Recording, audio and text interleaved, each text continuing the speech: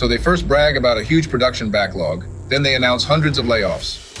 A few weeks ago, we talked about a massive wave of layoffs announced by John Deere, affecting hundreds of jobs across the United States. Well, there's some more bad news, this time coming from PACCAR regarding American legend Kenworth.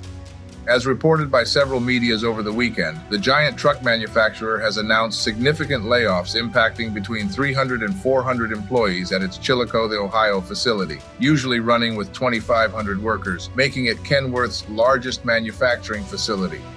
The announcement came as a shock to employees and families, and many in the community expressed their concerns, particularly after reports from in-house PACCAR Company News recently indicating a substantial backlog of scheduled truck production.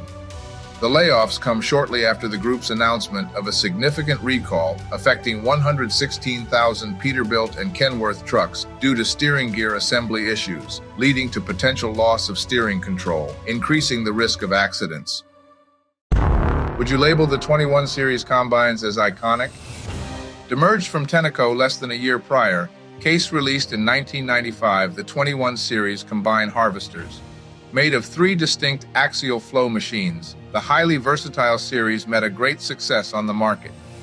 From the 180 horsepower 2144 to the 260 horsepower 2188, the line represented a significant step forward in the design, featuring a well-improved operator comfort and greater visibility.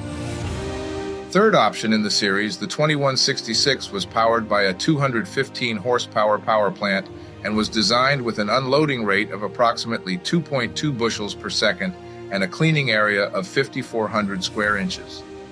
In 1998, 3 years after its introduction, the 21 Series was upgraded to the 23 Series. This time including 4 models, with most upgrades mainly focusing on engine power and size of grain tanks. Alright, rate how good the 504 is on a scale of 1 to 10. Launched in 1961, the Farmall 504 replaced the 340 model, released 3 years earlier. Designed with a longer wheelbase, the brand new 504 weighed several hundred pounds more than its highly successful predecessor. Available with gas and LP gas power plants, the Farmall 504 could also be purchased with International's D188 diesel engine, able to deliver right around 46 PTO horsepower, 10 more than the 340. In 1961, you could buy a 504 for $3,800, the equivalent of $40,000 in today's money. A high-clearance version was produced, as well as the IH504 utility tractor and the IH2504 industrial tractor. In 1968, the line was discontinued and was replaced by the 544 designation, which would only sell 5,800 units after 5 years versus 15,000 units for the 504 after a 7-year run. This is by far one of the most important tractors in farming history. When Allis-Chalmers released the WD-45 in 1953, a revolution happened in the farming industry. Not only the 45 was the first Allis-Chalmers tractor available with power steering, it was also the most powerful tractor for its size. Selling for $2,400 at the time, the WD-45 was available with various engine options including gasoline, tractor fuel, LP gas, and diesel, thanks to Allis acquiring Buda. The Allis-Chalmers WD-45s could be ordered with a choice of 3 different front ends: single-wheel, dual-wheel tricycle, and wide track. Power-adjustable rear wheels allowed farmers to loosen 4 wheel bolts on each side to accommodate different row widths. Discontinued in 1957 and replaced by the D17, the Allis-Chalmers WD-45 met a great market success as more than 83,000 gas units were sold, as well as 6,500 diesel models. So who still runs a stunning Case 430? Modest extension of the popular 100 series, the 30 series was introduced to market by Case in 1960. Amazingly successful, the line of tractors included a reference that you may have heard of before, the 430. Smallest offering in the series, the 430 carried the same designation on the hood, even though several submodels were produced in the line. It made about 39 flywheel horsepower in early models and 45 horsepower for later units.